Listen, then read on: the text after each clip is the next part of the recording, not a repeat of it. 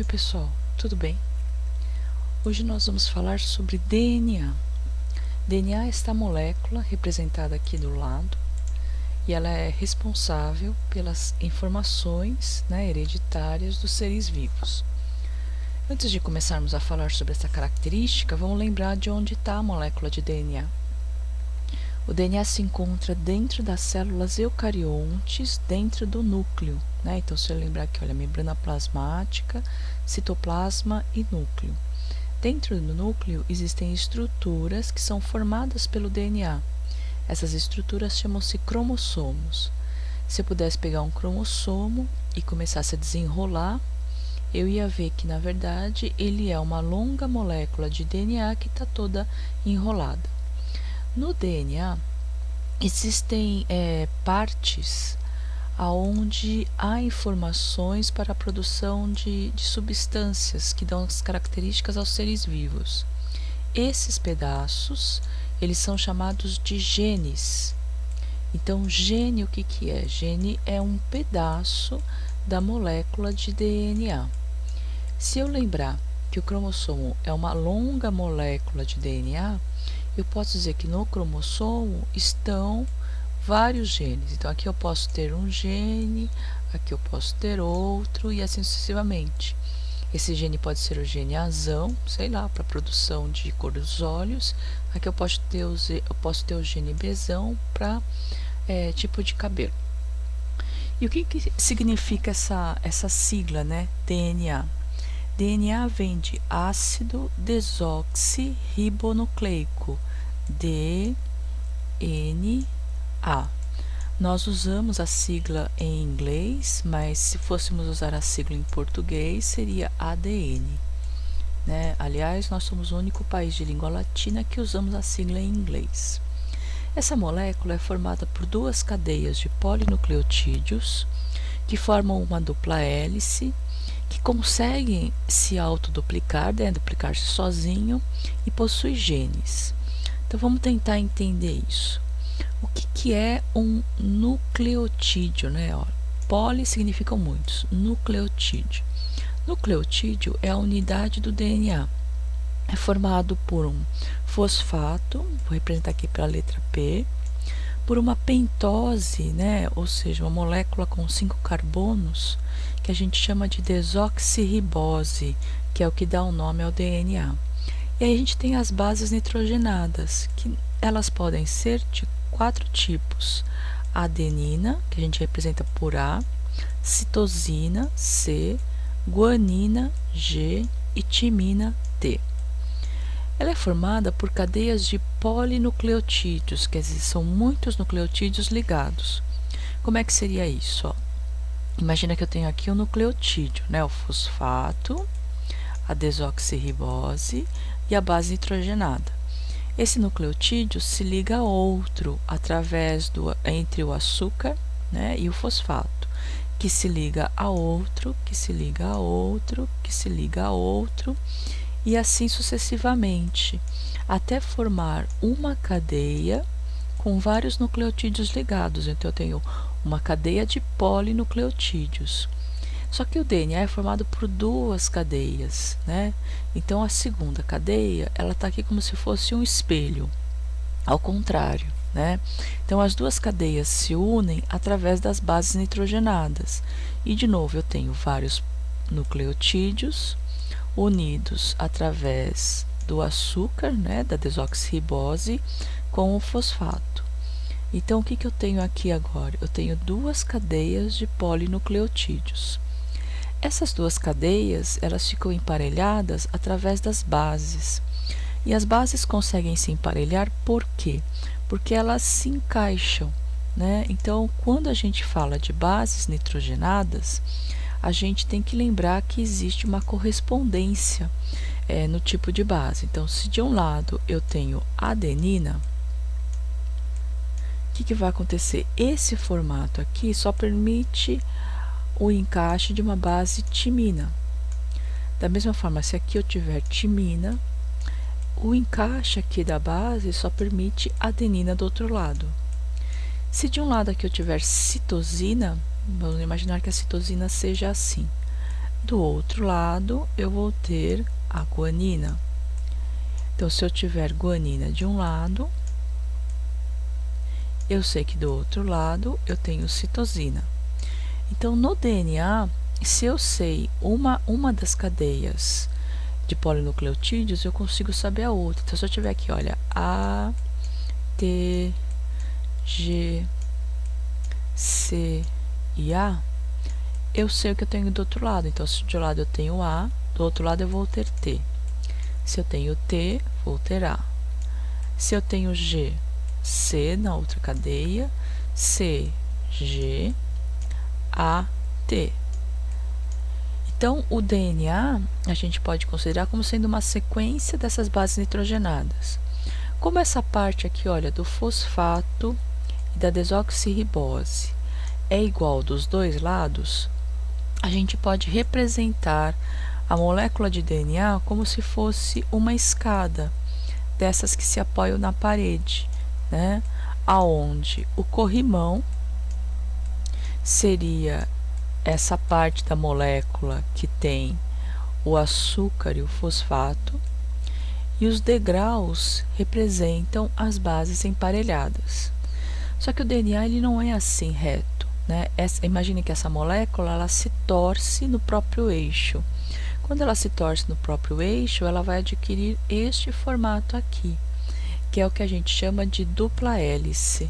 É como se duas hélices descrevessem um formato helicoidal. Então, é como se essa molécula ela ficasse assim. Aqui estariam os corrimões, e aqui os degraus unindo as duas cadeias. Então, essa é a molécula de DNA. Então, vamos lá. Ó. Imagine que eu tenho uma das cadeias de DNA, que é essa que está aparecendo, e eu quero que você me diga qual é a cadeia complementar, né? Então, numa das cadeias eu tenho essa sequência de bases, eu quero saber o que tem na outra. Então, o que a gente vai fazer? A gente vai colocar as bases correspondentes. Lembrando que a adenina, ela emparelha com timina e guanina emparelha com citosina. Então, vamos lá, olha. Então, se eu tenho A de um lado, adenina, vou ter timina do outro. Se eu tenho timina, vou ter adenina. Se eu tenho citosina, guanina, citosina. Então, G, C, G, T, A, T, A, C, G, C, G, T, A, T. Então, esta cadeia que eu representei em azul é a cadeia complementar da molécula de DNA. Por causa dessa característica, a gente pode lembrar o seguinte, que toda vez que eu tiver adenina de um lado, eu vou ter timina do outro. Onde eu tiver citosina, eu vou ter guanina. Por causa disso, a gente pode fazer um exercício, né, da Universidade Federal de Minas Gerais. E fala assim, ó, se o total de bases nitrogenadas de uma sequência de DNA de fita dupla é igual a 240 e nela existirem 30% de adenina, o número de moléculas de guanina será. Então, vamos lá, ó. Eu sei que nessa molécula tem 30% de adenina. Todas as bases juntas, todas correspondem a 100%. Toda vez que eu tenho uma adenina, eu vou ter uma timina do lado. Então, uma coisa que eu já sei é que se eu tenho 30% de adenina, eu vou ter 30% de timina. Essas duas juntas vão somar 60% das bases. Quer dizer que 40% das bases é formado por citosina e guanina. Para dar 40%, eu vou ter que ter 20% de guanina e 20% de citosina. 20% de 240, 20% é 20 dividido por 100, que é a mesma coisa que 0,2. Então, eu pego 240 e multiplico por 0,2. 2 vezes 0, 0. 2 vezes 4, 8. 2 vezes 2, 4. Como tem uma vírgula aqui, eu corto um 0. Então, a resposta é 48. Alternativa correta, alternativa A.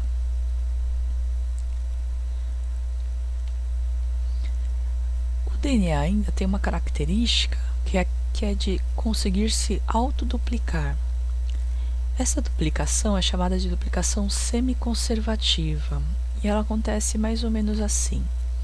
Imagina aqui que eu tenho uma molécula de DNA, então eu vou chamar essa molécula inicial de molécula mãe.